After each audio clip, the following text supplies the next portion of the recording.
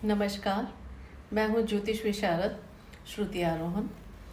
और आज एक बहुत ही ज्वलंत मुद्दे पे मैं आपके सामने चर्चा लेकर के आई हूँ, प्रेम और वशीकरण।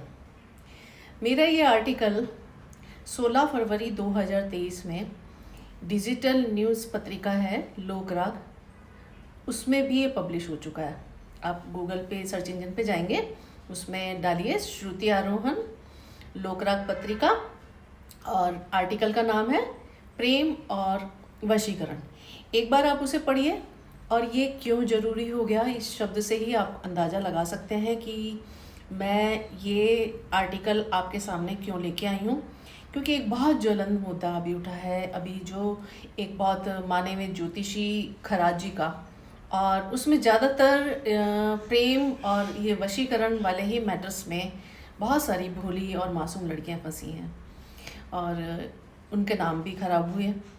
तो आपको मैं बताना चाहती हूँ कि अगर आप इसे ध्यान से सुनेंगी और समझेंगी, क्योंकि बहुत सारे लोग इसमें, बच्चियाँ, औरतें गुमराह होती हैं, भोली होती हैं ना, तो इसमें मैंने बहुत अच्छे से समझाया कि मैं प्रेम के पक्ष में हूँ, वशीकरण के नहीं। मेरे पास भी बहुत सारी ऐसी लड़कियां आती हैं कि मेरे पास बहुत सारी प्रेम में छली गई पत्नियां या प्रेमिकाएं आती हैं, पति के भटकने से बहुत पीड़ित होती हैं और चाहती हैं कि उनको एक उपाय ऐसा मिले कि उनका प्रेमी या जो पति भटक गया है वो उनके वश में हो जाए। मैं सीधा ही एक प्रश्न करती हूँ, ये कहती हूँ कि क्या आपको दास चाहिए या प्रेमी या पति? तो वो जवाब होता है उनका कि प्रेमी या पति। तो फिर मैं बताती हूँ कि वशीकरण से क्या होता है। पहली चीज़ तो वशीकरण बहुत संभव नहीं है, आसान नहीं है। अब वो हमारे ऋषि मुनि नहीं रह गए, लेकिन कैसे क्या होता है अगर वशीकरण होता है? तो अगर आप सच्चा प्रेम करती हैं तो निश्चय ही दास तो नहीं चाहेंगी। तो वशीकरण से आपका प्रेमी या पति आपका दास बन जाएगा और वो यंत्रवत कार्य करेगा, एज ए मशीन, रोबोट। और उसकी स्वाभाविकता, जो नेचुरल, जो उसका नेचर है, टेंडेंसी है, उसका बिहेवियर है, उसमें चेंज आ जाएगा। जिस प्रकार से कोई मशीन या यंत्र होता है किसी न किसी कंडक्टर के माध्यम से चलता है, सुचालक के माध्यम से, तो आपको हमेशा उसे चलाना ही पड़ेगा, है ना। और क्यों? क्योंकि जैसे ही उसकी ऊर्जा, जो जिससे आपने उसको वश में कर रखा था, वो एक समय आने पर धीरे धीरे डिक्लाइन होना शुरू हो जाती है, उसका ह्रास होता है, तो वो आपकी कंट्रोल से बाहर हो जाएगा। वो अग्रेसिव हो सकता है, आप पे अटैक भी कर सकता है। तो कुंडली का जो पंचम भाव होता है उससे प्रेम को देखा जाता है।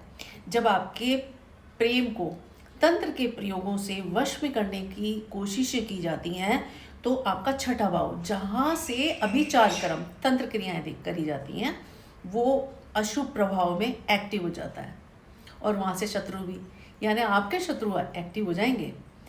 तो पति के लिए सप्तम भाव देखा जाता है और यहाँ वशीकरण कराने का क्या अर्थ हो जाएगा?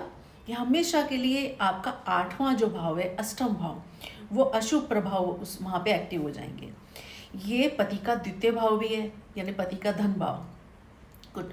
और यही आपका ससुराल भी है। तो आपसे जहाँ पे भी चूक हुई और गलती हुई, तो आपके साथ क्या हो सकता है? आपका ससुराल पक्ष पूर्णतः आपके लिए शत्रु हो सकते हैं। वही गुप्त शत्रु का भाव भी है, तो वो भाव एक तरह से गुप्त शत्रु के भाव की तरह एक्टिव हो जाएगा। और ये भाव आपकी आयु को भी क्षीण कर सकता है, आपकी एज पे इफेक्ट पड़ेगा, आपकी ब्यूटी पे भी इफेक्ट पड़ सकता है।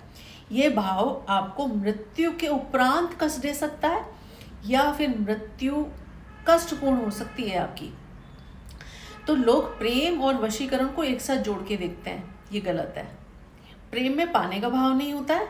जहाँ किसी वस्तु पे नियंत्रण यानी कंट्रोल वाली टेंडेंसी हो जाती है, वहाँ प्रेम का अंत है, ये आप मान के चलिए। फिर आप उसे संपत्ति समझ रहे हैं, वो आप प्रॉपर्टी समझ रहे हैं आप उसे, है ना। तो जो कि नश्वर है, मॉर्टल है, वो खत्म होगी। और प्रेम अनश्वर है, इमॉर्टल, लव इज इमॉर्टल। तो जो खत्म हो जाए वो फिर प्रेम तो रहा ही नहीं। तो प्रेम के कारागृह शुक्र और चंद्रमा आपकी कुंडली में वीक हो जाते हैं। आपकी कुंडली में राहु के अशुभ फल बढ़ जाते हैं। अब प्रेम और वशीकरण को लोग जब एक साथ जोड़ के देखते हैं, लेकिन दोनों एक दूसरे के विरोधाभासी हैं, साथ में नहीं होते हैं। तो प्रेम बहुत ही पवित्र भावना है जिसका संबंध हृदय से और आपकी आत्मा से है, जो कि बंधन रहित है। वो किसी बाउंड्री में आपको सेट नहीं करता, बांधता नहीं है। वशीकरण से प्रेम प्रेम नहीं रहता, वो बंधता है वासना से, लस्ट से। आप डिमांड कर रहे हैं, आपको चीज की तरह देख रहे हैं कि वो चाहिए, आपको हासिल करना है। यहाँ अशुभ शुक्र, मंगल और राहु का संबंध हो जाता है।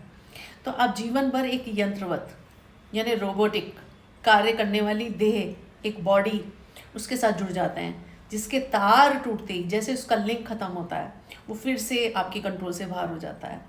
तो जो प्रेमी आपके साथ में छल करके गया है, आप उसे जाने दें, ताकि आपका शुक्र और चंद्रमा शुभ प्रभाव में आ जाए। यदि आपका प्रेम सात्विक और सच्चा है तो वो लौटेगा। आपको क्या करना क्या है, भगवान की शरण में जाइए और उनसे निवेदन करिए, प्रार्थना करिए। वश में करने के लोभ में, लालच में जो लड़कियां और महिलाएं ऐसे कार्य कर बैठती हैं जिनसे उनका गुरु डैमेज हो जाता है। गुरु किस तरह से डैमेज होता है? बहुत से सात्विक उपाय ऐसे होते हैं जिन्हें आपको नहीं करना, आप इन्हें कर सकती हैं, है ना, और तामसिक उपाय आपको नहीं करने हैं, वो गुरु डैमेज करते हैं। तो आप क्या कर सकते हैं, अपनी कुंडली का पूर्ण विश्लेषण करा के वो उपाय खुद कर सकती हैं, और बहुत सात्विक होते हैं। आप जान सकती हैं कि कौन से ग्रह ऐसे हैं जिसके कारण आपको प्रेम में छल मिला या पति से धोखा मिला। उन ग्रहों का उपचार करवा सकती हैं, उन्हें सुधरवा सकती हैं, और जो नहीं लौट सकता, सात्विक उपचारों से उन्हें बांधने के प्रयास में, वशीकरण के प्रयास में खुद की हानि नहीं करें और नए जीवन की शुरुआत करें। ईश्वर को धन्यवाद भी दें कि पूर्व जन्म का कोई ऋण था जो उतर गया और वो अधिक हानि नहीं करके गया है, और वरना कई लोगों की, लड़कियों की, महिलाओं का जीवन खतरे में पड़ जाता है और मान सम्मान को हानि पहुंचती है, वो अलग। और आप ये देख ही रहे हैं कि क्या हो रहा है। तो एक बार बहुत अच्छे से शांति से समझिए कि अपने गुरु को डैमेज नहीं करें, प्रेम करना सीखिए, वशीकरण नहीं। प्रेम और वशीकरण बिल्कुल अलग है। जय श्री कृष्णा।